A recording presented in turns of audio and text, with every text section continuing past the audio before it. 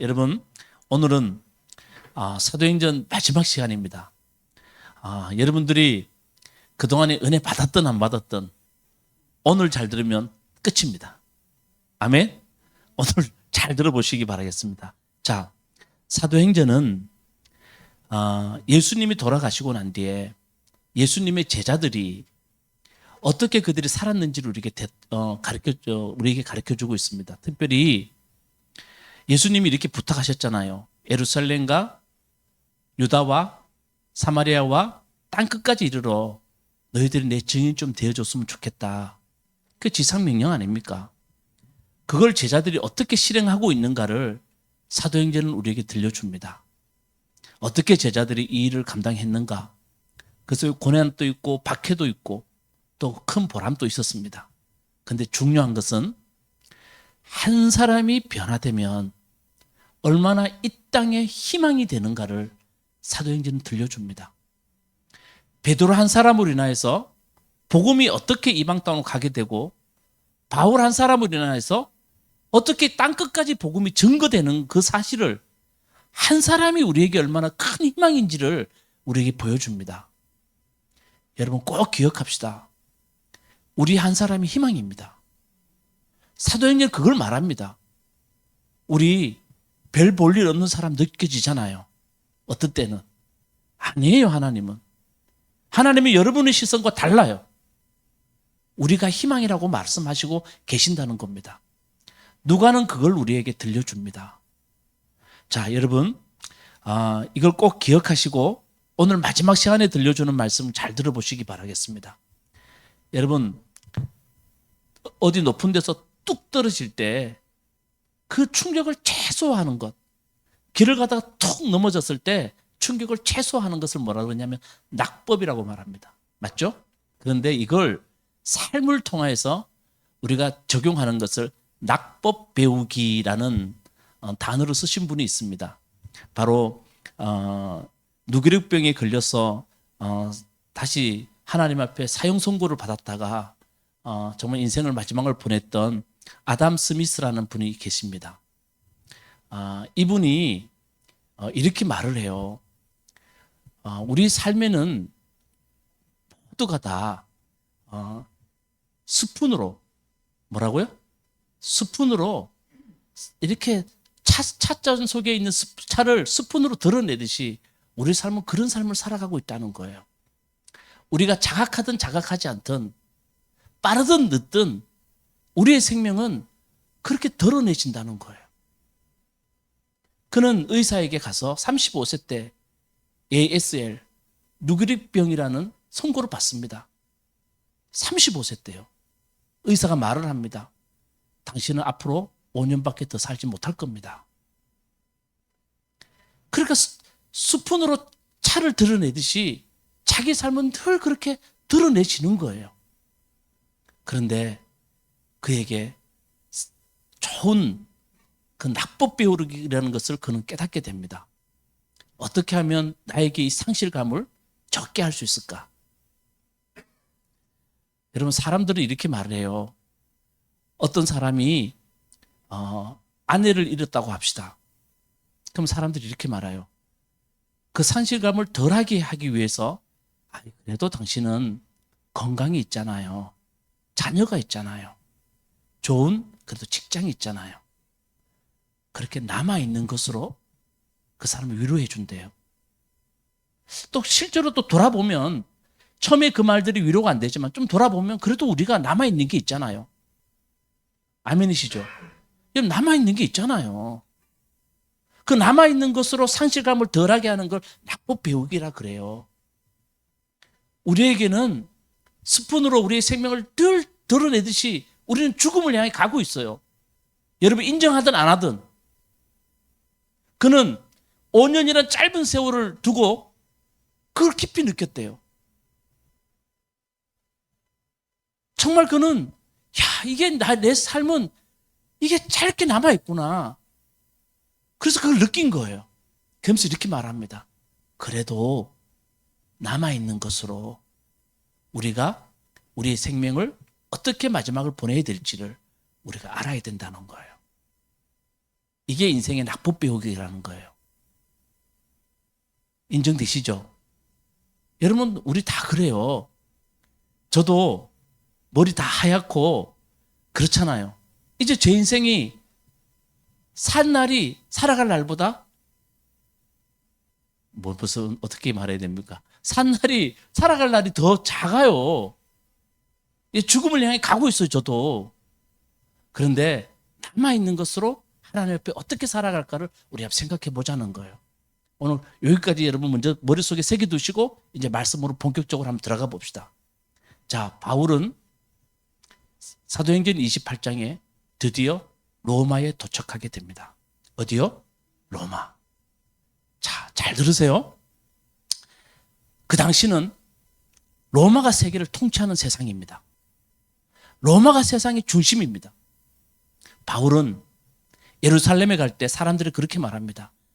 내가 예루살렘에 갔다가 로마도 꼭 가봐야 되겠습니다. 라고 말했던 곳이 로마입니다. 자, 이 로마는 세상의 중심이자 여기는 황제가 하나님의 아들입니다. 누가요? 이게 분명히 기억해야 됩니다. 이건 성경을 이해하는데 대단히 중요한 겁니다. 누가 하나님의 아들이라고요? 황제. 그리고 로마의 평화. 이게 유앙겔리온. 바로 뭐냐면 복음입니다. 그 로마의 평화, 황제가 하나님의 아들이고 이게 아주 중요한 것이고 황제를 하나님의 아들로 인정하지 않으면 바로 죽입니다. 그게 로마예요. 근데 그 로마에 누가 도착합니까? 바울이요. 바울은 어떤 사람입니까? 누가 하나님의 아들입니까? 누가 하나님의 아들입니까? 예수님. 하나님 나라가 평화입니다. 그걸 말했던 바울이 로마에 온 거예요. 정말 놀라운 일이 벌어지는 거예요, 지금. 그런데 이 바울을 통해서 하나님이 어떤 일을 벌일까를 우리가 봐야 돼요. 자, 바울은 먼저 보디올이라는 항구에 도착합니다. 화면 보실까요? 지도를 보시면 저 끝에 보디올 보이십니까? 보이세요? 저기에 바울이 도착한 거예요. 자, 저 보디올에 제가 갔어요. 가봤어요. 바울 기념교회로 갔어요. 그때 제가 없을 때 누가 설교했을까요? 우리 저희 뒤에 계시는 이승우 목사님이 그때 설교하셨어요. 그때 제가 없을 때 로마로 갔을 때 우리 이승우 목사님 오셔서 설교하셨어요. 저 보디올에 바울이 도착하고 보디올에서부터는 바울이 육로로 저 끝에 로마까지 바울이 가게 됩니다. 자, 보디올에서 바울이 로마까지 가는 길에 중간에 도시 하나가 있죠. 이름이 뭡니까? 삼관이라고 되어 있습니다. 자, 성경에 언급되거든요. 자, 사도행전 28장 15절 말씀 우리 다 같이 읽어보도록 하겠습니다. 시작. 거기 신도들이 우리 소식을 듣고서 아피온 강정과 트레스 마을까지 우리를 맞으러 나왔다. 바울은 그들을 보고 하나님께 감사를 드리고 용기를 얻었다. 자, 신도들이 로마에서 성도들이 바울이 왔다는 소식을 듣고 아피온 광장과 트레스 마을까지 우리를 맞으러 나왔대요. 저 트레스 마을이라는 것이 뭐냐면 로마로 가는 상인들이 로마 바로 가기 직전에 그들을 가는 곳이에요. 상인들이 머무는 곳이에요. 그곳에는 큰 고대로부터 여관이 3개 있다. 사람들이 거하는, 상인들이 거하는 여관이 3개 있다. 그래서 저기를 삼관이라고 그러는 거예요. 자, 거기에 바울이 도착했을 때 누가 왔어요? 성도들이 찾아왔어요. 지금 여러분 안 놀라시죠? 정말 놀라운 보고를 우리에게 하고 있어요. 바울이 로마로 가기 전에 이미 복음은 어디에 도착해 있었어요? 로마에 와 있다는 거예요. 그러니까 그 말씀에 보세요. 자세히 보세요. 15절 말씀에 우리를 맞으러 나왔다. 바울은 그들을 보고 하나님께 뭐요? 감사를 드리고 그리고 용기를 얻었다. 복음이 바울은 두려운 마음으로 로마로 가요. 황제를 인정하지 않으면 하나님의 아들로 인정하지 않으면 목숨을 내놓아야 할 곳이 로마예요. 그런데 바울은 예수 그리스도가 하나님의 아들이라고 외친 사람이에요. 그가 그곳에 갈 때 두렵잖아요. 근데 그것은 이미 누가 있다는 거예요? 신도들이 있었대요. 바울이 그래서 감사와 용기를 얻었대요. 말씀 묵상하면서 그런 생각이 들더라고요. 여러분, 진짜 하나님의 길과 하나님의 생각은 우리의 길과 우리의 생각보다 넓고 깊습니다. 이사야의 고백이에요. 여러분, 우리라는 존재들은 늘 실패하고, 여러분, 우리가 사람들의 기본으로 있는 것이, 모든 사람에게 있는 것이 고난과 좌절이에요. 근데 여러분 참 놀랍죠? 하나님은 우리의 삶에 꼭 감사해야 할 거, 용기 내야 할 거, 하나님이 꼭 우리 삶의 길에 숨겨두세요. 어떨 때 가다 보면 너무 힘든데 감사해야 할 게 있어요. 자녀 때문에, 내 남편, 내 자녀 때문에, 야, 하나님 어떻게 여기에 이런 일들을 숨겨두셨습니까? 그렇죠? 여러분 있죠? 그리고 지쳐 있을 때 용기를 낼 일들을 하나님이 꼭 두셨다는 거예요. 바울은 이걸 지금 이야기하고 있는 거예요.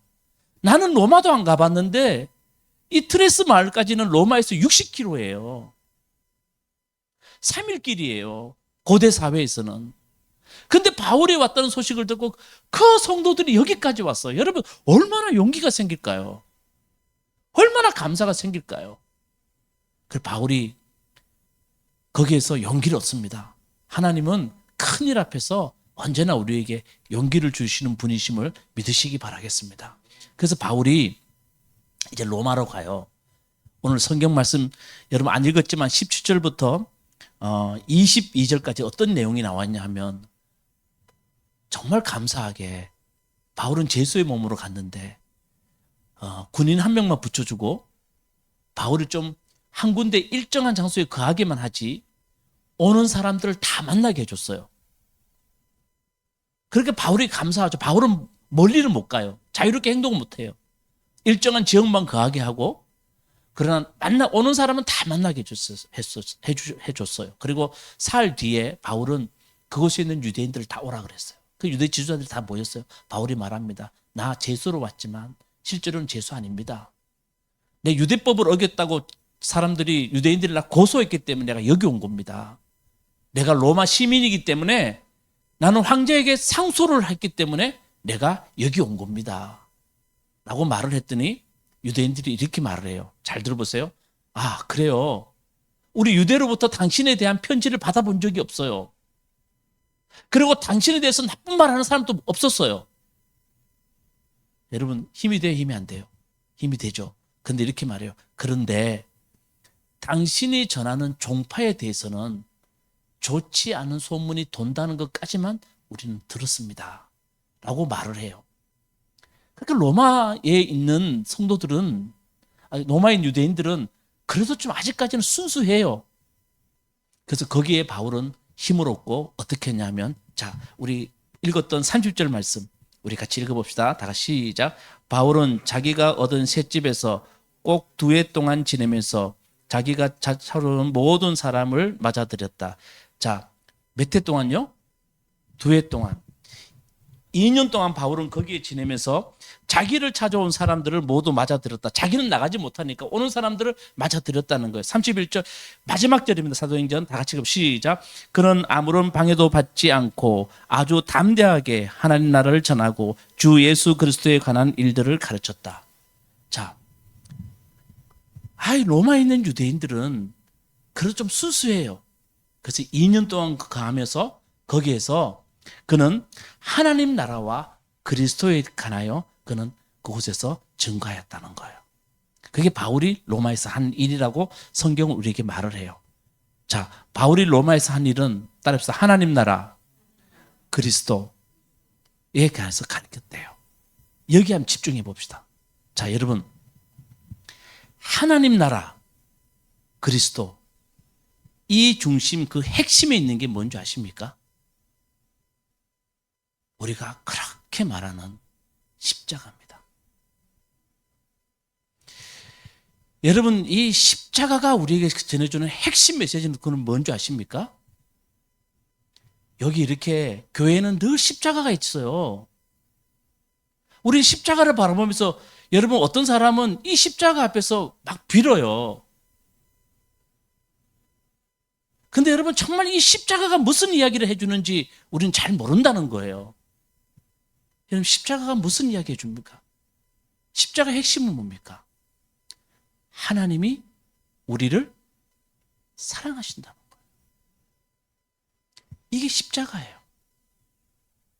하나님은 자기가 너무 사랑하는 그 아들을 내어주면서까지 우리를 사랑한다.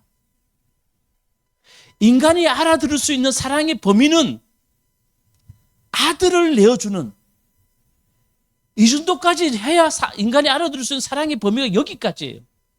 인간의 언어로 사랑을 말할 수 있는 것은 여기까지예요. 그래야 우리가 알아들어요. 하나님의 사랑이 더 커도 우리의 언어로는 표현이 안 돼요. 그러니까 하나님 성경에서는 아들을 내어주면서까지 하나님은 우리를 사랑하셨다는 거예요. 아멘.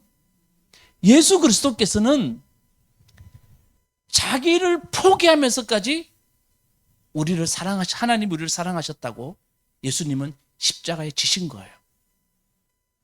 자기를 포기했어요, 예수님은. 그러면서 하나님은 여러분들을 사랑하십니다라는 것을 가르쳐 주고 있어요. 그러니까 여러분, 십자가는 사랑이에요. 누구 사랑이에요? 하나님 사랑. 그리고 예수 그리스도 사랑이에요. 십자가를 보면서 하나님은 외아들을 포기하면서까지 우리 모든 인간들을 사랑하셨다는 거예요. 예수님은 자기를 포기하면서까지 우리를 사랑하고 계신다는 거예요. 여러분 이게 뭐로 표현하냐면 그리스도인들의 씨앗이에요. 이 씨앗이 우리 속에 있다는 거예요. 아멘. 여러분 우리 속에 정말 중요한 생명의 씨앗은 하나님이 나를 사랑하신다. 내가 어떤 존재이든 예수 믿는다는 것은 하나님이 내 속에 하나님이 나를 사랑하신다는 거예요. 이게 우리 속에 있다는 거예요. 자, 그러니 여러분 이것을 믿는 것이 믿음이고요. 이 사랑으로 내가 살아가는 것을 성경이 이렇게 말해요. 하나님 나라라고. 어렵지 않아요. 이걸 믿는 것을 믿음이라 그래요. 그리고 이 사랑으로 우리가 이루어가는 것을 성경에서는 하나님 나라라고 우리에게 말을 해요. 그 씨앗이 우리 속에 있대요. 한번 아멘 해봅시다. 예, 진짜 믿어봅시다. 근데 여러분, 이 참 씨앗이라는 게 참 신기하죠? 저는 어릴 때 이런 경험을 해봤어요. 여러분들은 요즘 우리 청년들은 이런 경험 못하는 게 이게 진짜 이게 축복이 아니에요. 우리 아주 추운 겨울날 처마 밑에 뭐 달아나요? 예? 꽃감 말고 옥수수 씨앗을 옥수수를 달아놔요. 근데 여러분 처마 밑에 옥수수 달아놓으면요 한 겨울이 되면 이게 어떻게 되냐면 만져보면요 깡깡 이게 뭐 옥수수를 먹을 수도 없고 딱딱해지고 다 쭈그러져 있어요. 근데 어른들은 그 옥수수를 툭 달아놔요. 김현현 쌤 맞죠? 또 어릴 때 다 경험하는 거예요. 근데 신기해요. 이거 봄이 되면요 땅에 심어놓으면 뭐가 나요?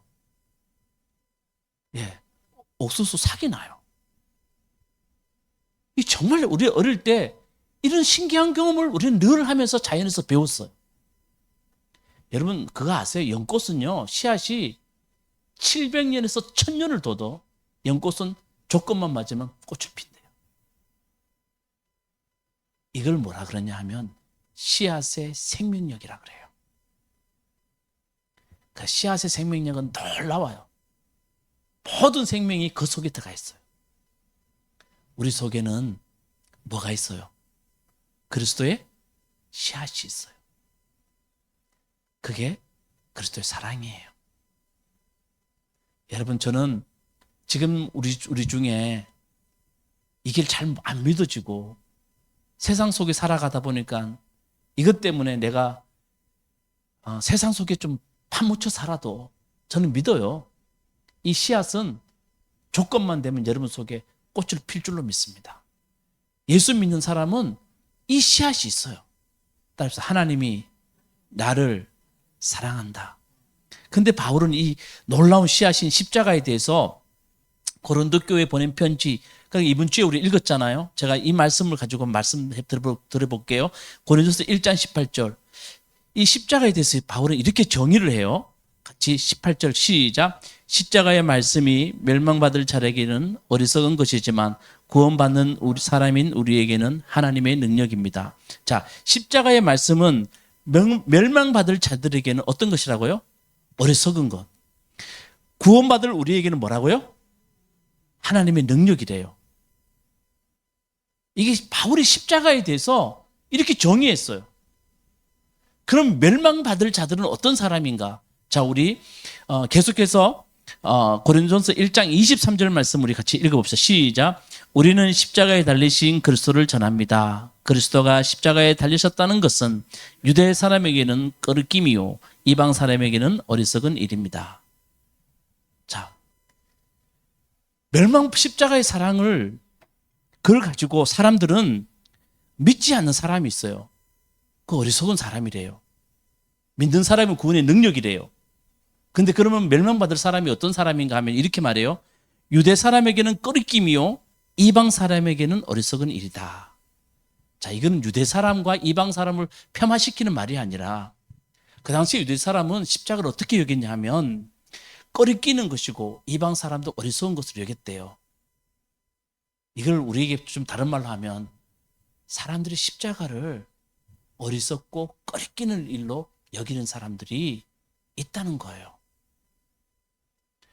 자, 여러분 고대 사회에 로마가 통치하는 사회에서 잘 들어보세요. 신이 죽었대요.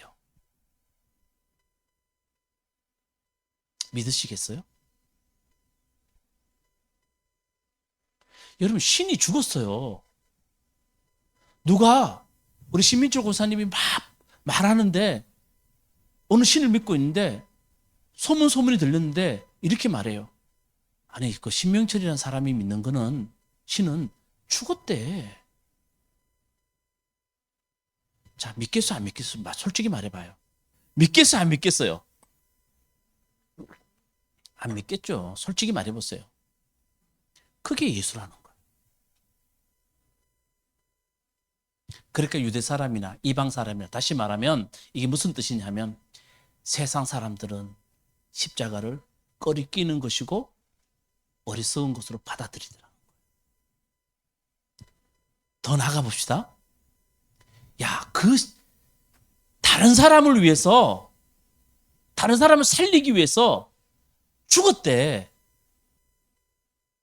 여러분, 로마는 감이에요. 로마는 힘이에요. 그런 로마의 힘 앞에 살아가든 어떻게 하든 잘나야 되고요. 어떻게 하면 신분이 높아야 돼요. 그래 살아가요.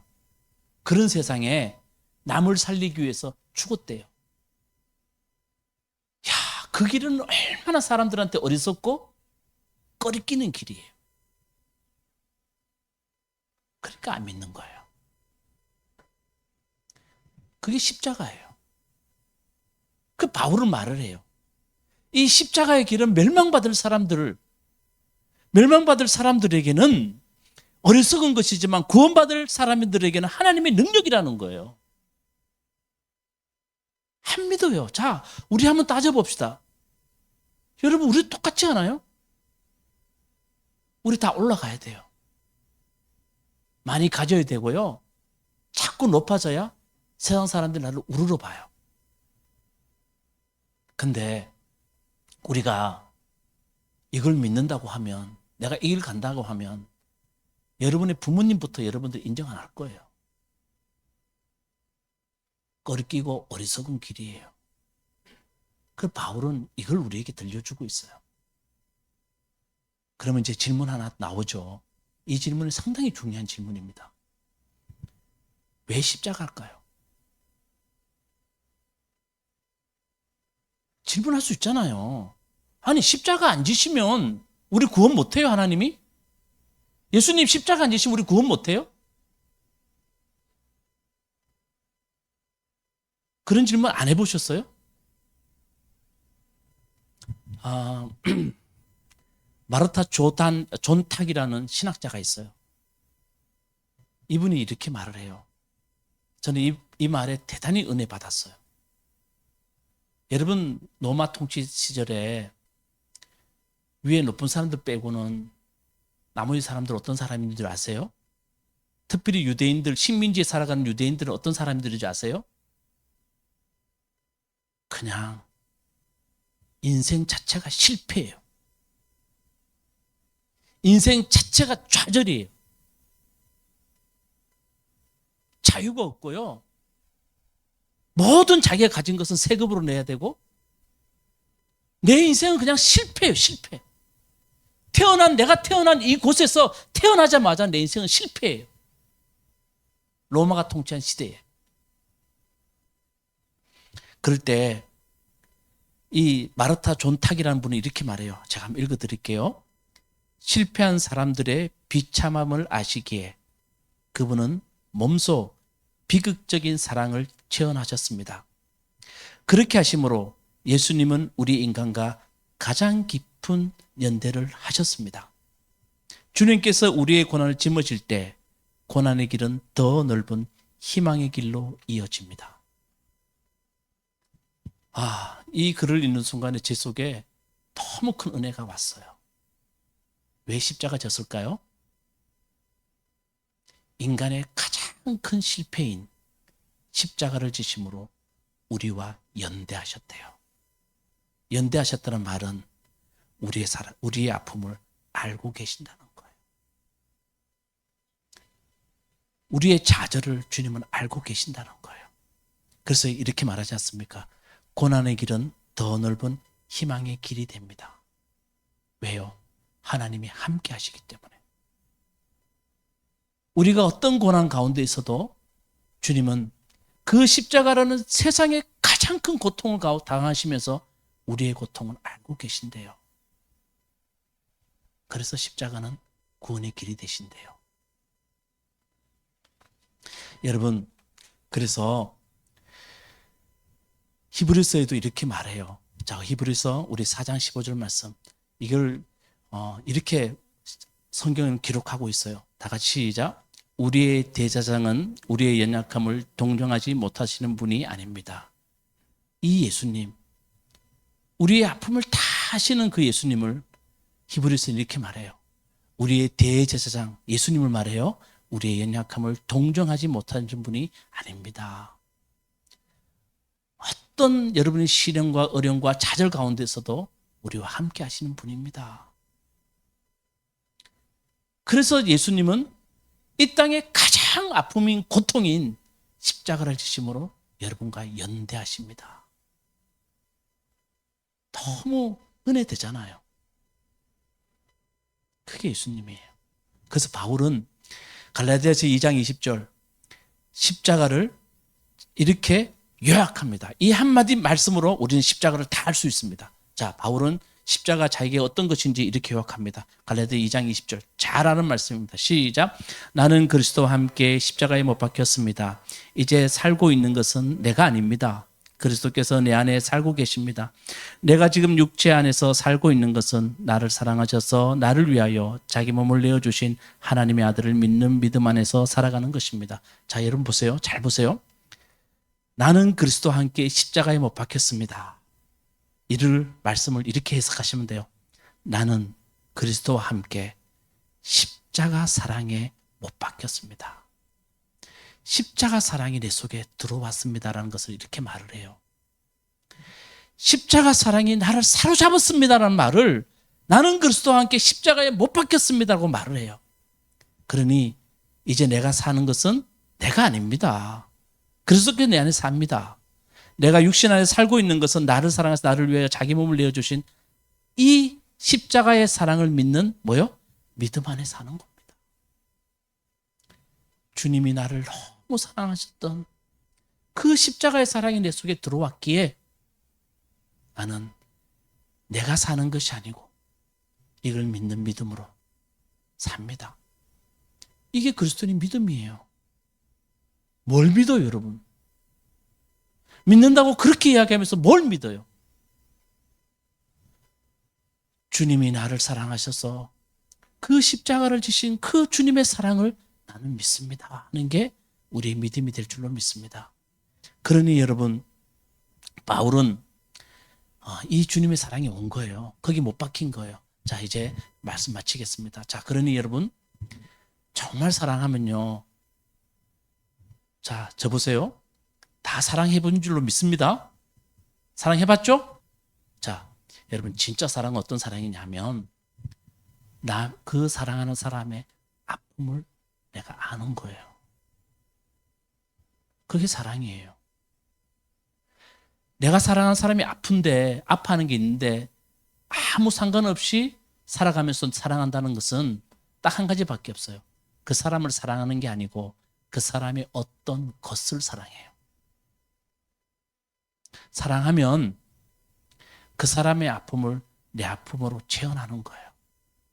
받아들이는 거예요. 바울은 하나님의 아픔을 아셨어요. 하나님이 많은 사람을 사랑하고 계신다는 것. 저기 이방에 있는 사람도, 가난하고 병든 사람까지도, 사람들은 저주받은 사람이라 그랬지만 하나님이 사랑하고 계신다는 걸 바울은 알게 되었어요. 하나님의 아픔을 알게 되었다는 거예요. 그러니까 그 아픔을 자기 십자가로 진 거예요. 그래서 세상으로 나간 거예요. 왜? 나는 그리스도와 함께 십자가에 못 박혔습니다. 그 사랑이 나를 사로잡았습니다. 그게 하나님의 아픔을 위해서 자기 아픔으로 받아들인 거예요. 그래서 이방 사람들에게 가서 그는 복음을 전한 거예요. 누가는 이렇게 말합니다. 사도행전 29장을 말하면서, 28장을 말하면서 한 사람이 이 땅에 얼마나 희망이 됩니까? 한 사람의 변화가 얼마나 희망이 됩니까? 그리스도의 십자가의 사랑에 못 박힌 그 한 사람이 이 땅의 희망입니다. 그걸 누가는 들려주고 있는 거예요. 바울의 이 십자가의 사랑으로 전한 복음이 우리에게 왔어요. 아멘. 저는 오늘 제목을 마지막으로 사도행전 29장으로 적었어요. 무슨 뜻인 줄 아시겠죠? 사도행전 28장밖에 없지만 이제 우리는 이 땅에 희망이 되어서 사도행전 몇 장을 써야 됩니까? 29장을 써야 돼요. 근데 29장을 쓴다는 것은 열심으로 안 돼요. 바울은 딱 한 가지를 말해요. 십자가의 사랑이 우리를 사로잡아야 돼요. 하나님이 우리를 사랑한다는 그 십자가의 사랑이 우리를 사로잡아야 돼요. 아멘. 여러분, 우리 남아있는 게 많아요. 우리가 다 잃어본 것도 많지만, 우리의 생명은 잃어버린 것도 많지만 돌아보면 아직까지 남아있는 게 많아요. 저도 결심했어요. 저에게도 아직까지 건강해요. 아직까지 하나님 주신 지식이 있고 지혜가 있어요. 그리고 여러분들이 저한테 가장 소중하게 남아있어요. 여러분, 우리 한번 낙법을 배워봅시다. 남아있는 것으로 어떻게 하든 하나님을 위해서 이걸 사용할 수 있을까? 한번 낙법 배우기를 한번 해봤으면 좋겠습니다. 그래서 우리 속에 상실도 많지만 돌아보면 정말 우리가 그래요. 잘난 것 없지만 하나님은 그것 좀 보지 말고 나한테 남은 것도 많잖아. 그거 얼마나 소중한 것들인데. 어떤 사람은 35세에 누기를 끌려서 5년, 7년 뒤, 그분은 실제로 7년 뒤에 돌아가셨지만 우리는 남아있는 것도 많잖아.